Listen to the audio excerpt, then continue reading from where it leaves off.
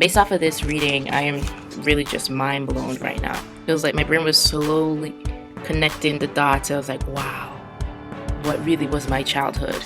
I feel like back home, like, in the Virgin Islands, at least before reading this, I was like, oh, I'm not gonna, be a victim to as much as these things here, because I thought like my schools and the whole education system was more sensitive to stuff like this. But JK, come to find out, they've been getting at me since elementary with the Scholastic books.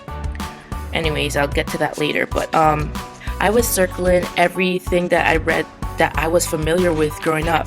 Vending machines. In my high school, there were multiple, and they were predominantly Minute Maid. I think there was a big Minute Maid logo or thing on the vending machine, and we didn't have any. We weren't allowed to have any sodas. Although I don't think this is relevant, but there was a teacher who used to sell sodas on the down low.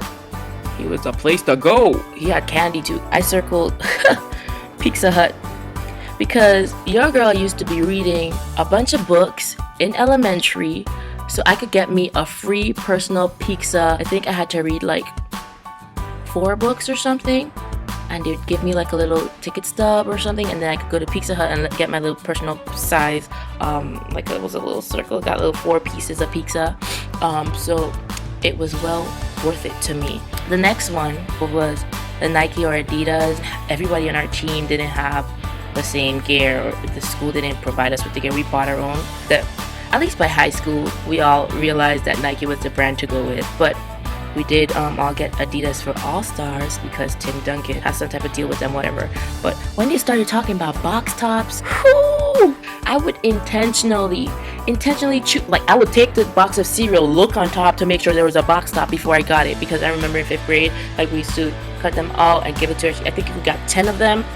I think that also led to a pizza or something. Like, they're good. Like, when you're young, you really don't be thinking about these stuff. You really just think about the rewards. And it's just crazy looking back on how much they played me when I was younger. We never had Channel 1, so I never was exposed to that. The next thing I thought that was interesting, reading this part here reminded me about my last video blog and how I was talking about the trust that kids have with these merchandise characters. And Professor Bond had asked me, why do I think these kids have this trust in them, in his commentary. And this is kind of just drawing on that, where they say here there's an implicit message to students that the school supports that product. And I think they connect in the way that with kids and these characters, they trust the characters because they are like drenched in the characters. They watch it under their parents' supervision. Their parents will walk by, see it, and not tell them anything, which is like silently approving, like, their interaction with this character. But connecting it more back to education now, like they said here, there's an expectation of what they're learning there in school is actually good for them. So if they're sitting at this place that they're forced to go because it's good for them, and they're learning this in this advertisement, they're like, look, there's something that looks cool that's actually good for me. That's like 2 pluses there. So I thought that was a good point. And I like how, like, they continue to like reinforce that, this it's just a stamp of approval to whatever you are connecting your message to. You're endorsing that message, and you're also endorsing that whoever is sending that message. You're endorsing whatever that person does, or the drink that's next to the message that you're trying to send. You're endorsing all the calories. You're endorsing diabetes. Like, it's just all that's being said without being said. So I thought that was very powerful. All right, Scholastic books. And this was what I was talking about when I said they've been getting me from since elementary, because when it's positive marketing, I guess it doesn't stand out to you that much. I don't feel like this type of marketing is harmful, because it's decent books that are being marketed to us or kids.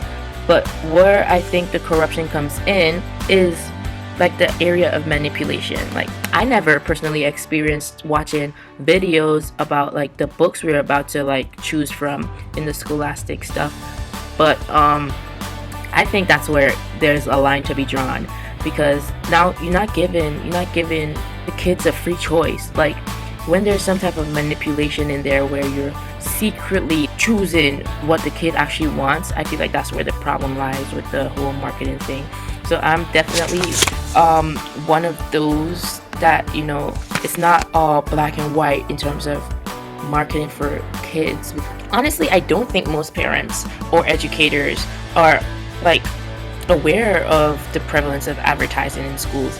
Like, and this is just, I don't know if my parents were just one of the worst, but based on my experience, my parents were clueless. I think that's really one of the main problems, because like the reading was saying, the decline they're at least hoping for is due to the outcry of like parents and these advocacy groups who are like aware of what's going on.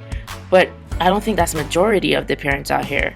Really what these companies are doing is putting nutritionists and caregivers against educators, and basically these two forces need to be on the same side. So it's really messy.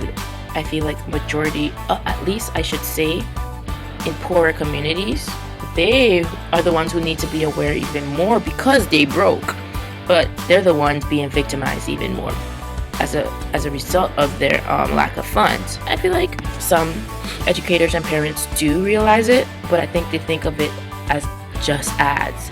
So because they're not as knowledgeable in the long-term effects, they don't see it that much as a problem. Thanks for watching.